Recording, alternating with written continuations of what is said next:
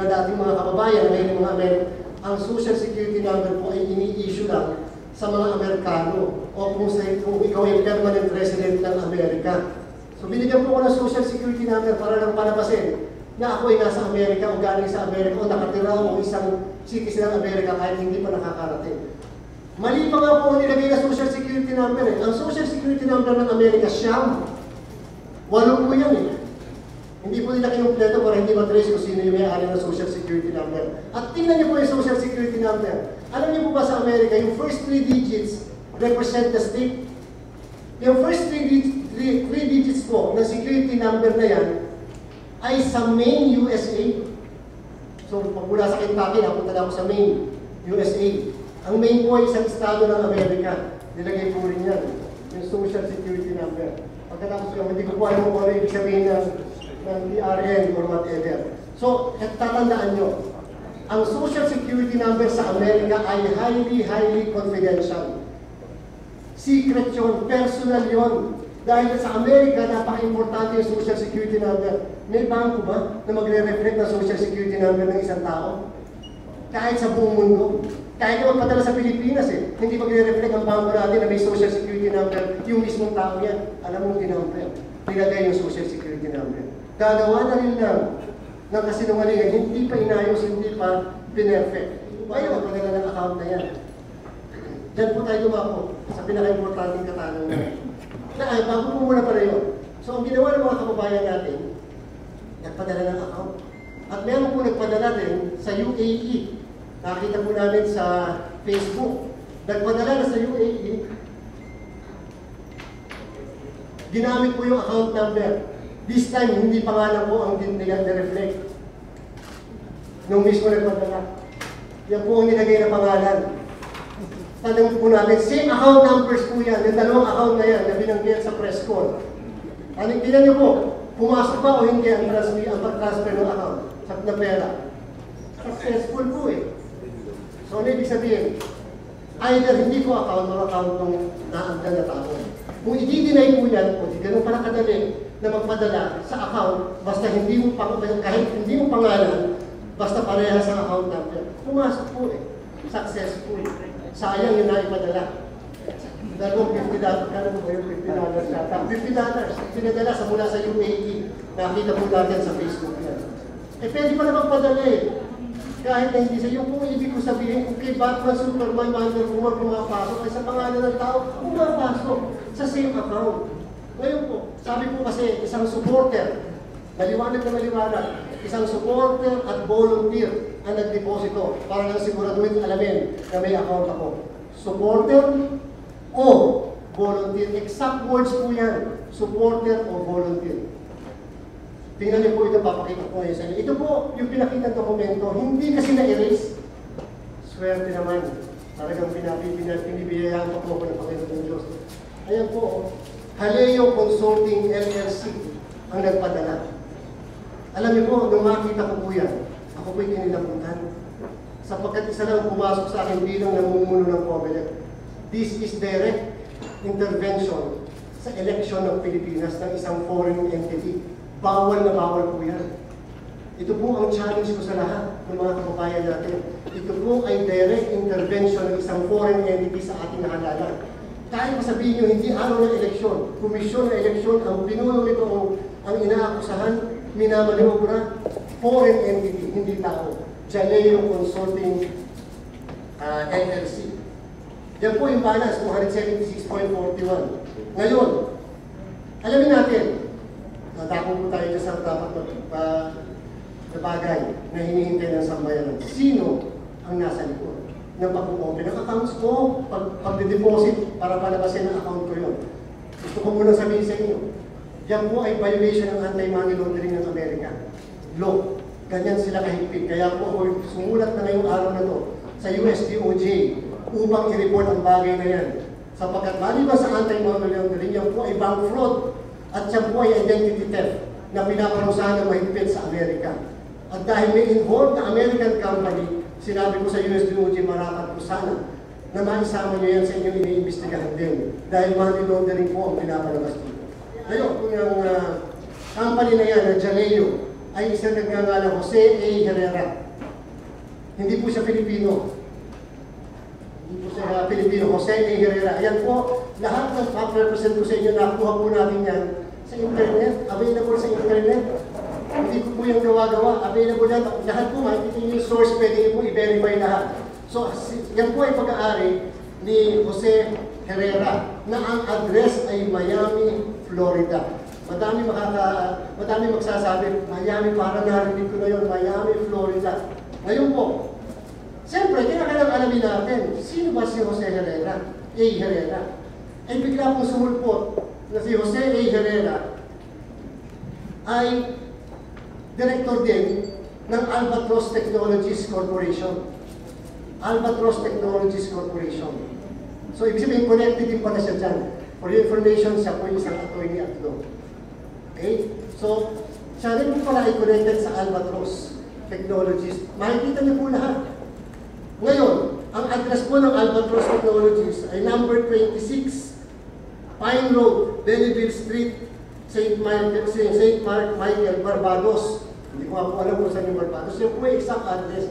Eh syempre, kagagaling naman ng staff ko. Ni-research yung address. Sana po masagot ko katanungan. Wala po akong pinipintang. Bakit po ba naman? Ang address ng Barbados, ang address na number 26 ng company na sinasabi ko ay parehas sa address ng company na dati nating provider. Parehas na parehas po. Coincidence lang ba yan? Sana may paliwanag sa atin. Bakit parehas ang address nila? Isa lang ang konklusyon natin kapag kaganyan, pero ayaw ko ako magawa ng konklusyon. Parehas po ang kanilang address. Pero hindi po ako nag-settle doon. Inalam ko pa, sino ba talaga yung Jose Herrera na yan? Eh, lawyer po pala na nating provider eh. Nandiyan din po, mag-research nyo. At ang pinaka-importante, father-in-law ng founder, na one of the founders and owner ng nating provider. So kayo na po mag-research. Ako po, willing ako humarap sa kahit anong kaso. Okay lang po natin, kasi may Google Translate. Na yung isang tinatawag na Alfredo Anzola ay son-in-law nung isang Jose A. Herrera. At kung sino ba si Anzola, kasama yung dalawang tao, sila po ay founders and owners ng ating dating provider. Sa pamamagitan ng email, pinapakita po natin ngayon sa inyo sa Cayman National Bank. Cayman National Bank at saka po sa Scotia Cayman Bank. Tinanong po natin, pwede naman po pala, meron po pala silang meron po pala silang customer care. Pwede po kayo, kahit kayo, pwede po mag-inquire. Paano po ba mag-open ng account sa inyo? Sa dalawang bangkong yan, isa lang po ang sinagot nila sa akin. Nakikita niyo po yung convo, yung conversation. Nagtatanong po ako, paano mag-open ng account? Hindi na po namin pinireflect kung ano yung email ad. Kasi, so paano? Ang sabi, madami requirements. Sa lahat, sa dalawang bangko niyan, isa lang po ang sinabi nila, you must be personally present in any of the branch or branches na mag-o-open ka ng account. Ano ibig sabihin? Hindi ka pala makakapag-open ng account online. Dapat pupunta ka mismo personally sa branch nila kahit pa Cayman yan. Eh wala pa nga po akong travel sa Cayman eh. Wala po akong visa sa kung ano. Hindi ko nga po alam hanggang kanina kung saan yung Cayman, paano pumunta sa Cayman. So, sa pangalan ko, pati yung account number, ano pong sagot? Kindly be informed that there is no account in our system under the name George Erwin Garcia. Grasya pa nga unang nilagay eh. Kaya po ako ay nagsumulat. Pakikorek nyo nga po, Garcia po ako'y Gracia. Kinorek. Garcia, no account on our record. Pati po doon sa Scotia, no account or name in our record sa aking pangalan. Kanila po yan. Ngayon, ang ginawa po natin kagabi, humihingi po kami ng certification. Baka pwedeng makahingi ng certification sa kanila. Ano sagot nila? We only issue certification sa mga customer namin. Sa mga may account holders. Eh, hindi ako account holder, so hindi po ako makakakuha ng certification kung hindi yan lang na sinabi nila na hindi at wala akong account sa dalawang bangko na yan. Galing sa inyo lahat ang pera sa mga accounts nyo dyan sa Korea. Alam niyo po, nag-issue ang 6 na bangko. Papakita niyo, nag-issue ang 6 na bangko sa Korea. Yung mga na sinabing accounts, na walang ganung account, fake ang lahat ng accounts na yan sa Korea. Ibig sabihin, yung lahat na nakalagay, na pinanggalingan ko noon ng mga pondo sa 49, nagsabi, walang ganyang transaksyon, walang ganyang account name, walang ganyang klaseng account. At peke yung account na yan. Sila po lahat nagsabi, yung mga bangko sa Korea. So, alam niyo po bilang panghuli, ako po ay humihingi ng tulong sa ating kagalang-galang na Speaker of the House of Representatives, Speaker Martin Romualdez, at sa ating pong Senate President Jesus Cordero, na tinuturing ko parehas na malapit na kaibigan, mga mararangal na tao, mga lingkod bayan, na tapat, na sana po, huwag tayong papayag na ang ating pong mga opisina, mga institusyon ay magagamit upang maghasik ng mga kasinungalingan, pag magbintang sa mga tao, manira ng puri ng iba. Ako po'y nakikiusap na sana po'y yung mga tao na nag-aadvokasya daw nila ang maglantad ng anomalya sa pamahalaan na mapapatunayan ng upo na hindi mapayagan na magamit po ang kanilang mga institusyon. Napakarangal ng mga institusyon po nila para lamang po masira sa ganito o para lang po magamit sa mga personal na interes para sa bawat isa. At ako po'y nakikiusap, humihingi ng tulong sa ating kagalang-galang na Pangulo, Ferdinand R. Marcos. Ang inyong lingkod ay natalaga dito sa COMELEC. Isa lang po ang aking palagay na instruction ninyo at yan po'y ayusin ang Commission on Elections. Ayusin ang pangalan ng COMELEC. Ibalik ang tiwala ng sambayanan. Yan po ang ginagawa ng inyong lingkod kasama ang mga kasamahan nating commissioners at mga tauhan dito sa COMELEC. Sana po, hindi ko mawala yung lahat ng ating mga ginagawang pagbabago dito sa COMELEC. Sana po, matulungan tayo na yung mga ganitong tao, entities, hindi makapamayagpag sa ating lipunan. Alam niyo po, ito po'y isang banta sa ating demokrasya, ang pakikialam ng isang foreign entity sa ating halalan. Ito po'y isang challenge sa ating pong kakayanan na mag-isip ng mga kababayan natin. Hindi na tayo paiikutin, basta-basta nila tayo may impluensyahan at mamanyubrahin. Hindi po natin papayagan under the present commission election. Hindi na po balik na ang ating pong pangalan madungisan, wag lang po ang pangalan ng commission election. Sa mga samahan, organisasyon, grupo, kapatiran, sana po ang aking pong pakiusap at ako'y naninikluhod at humihingi ng tulong na hindi magamit bilang kanlungan ng mga taong nagsisinungaling ang inyong pong mga samahan. Sana po ipakita po natin na kayo po talaga sa aming paniniwala ay naninindigan sa katarungan at katotohanan. Yan lang naman po lagi ang ating pinaglalaban bilang isang lingkod bayan. Ang katotohanan para sa bayan. At siyempre po sa ating mga citizens armed interest groups, noong itong mga nakarang araw, madami po sa inyo ang nanahimik, hindi nagsasalita. Kahit pa sinasabi natin, mali at hindi tama ang mga akusasyon. Sana naman po, kung paril lang isang Pilipino, matamis na kamatayan yun. Pero kung mamamatay ako sa bala ng baril ng isang dayuhan, napakasakal po nun. Ibig sabihin, hindi tayo kayang protektahan ang sarili natin mga kababayan dito sa bansang ito. Isa lang pala yung ibig sabihin na pwede masakripisyo mo kahit naglilingkod ka ng tapat dahil na sa may ilang personal na interest na mamamayag pa. Huwag po natin payagan. Challenge po ito sa bawat isa.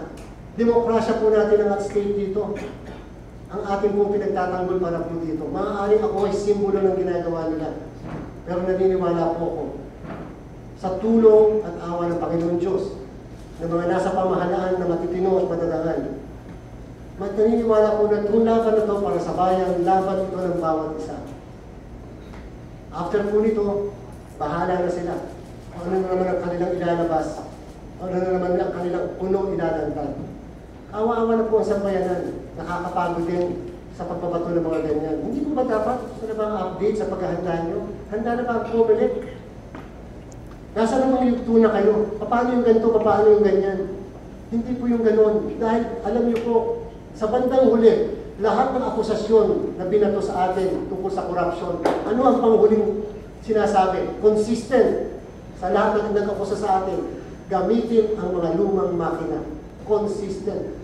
Hindi po ba kayo nagtataka? Ano ang direct relation ng corruption, bribery, gamitin ang mga lumang makina? Wala po kumakita ng direct relation. May pondo ang COMELEC, binigyan tayo ng pondo ng executive at legislative. Eh bakit tayo biglang gagamit ng lumang makina? Pwede namang bagong makina sa ibang company o sa parehas na kumpanya, pero bakit lumang makina ang pinapagamit sa atin?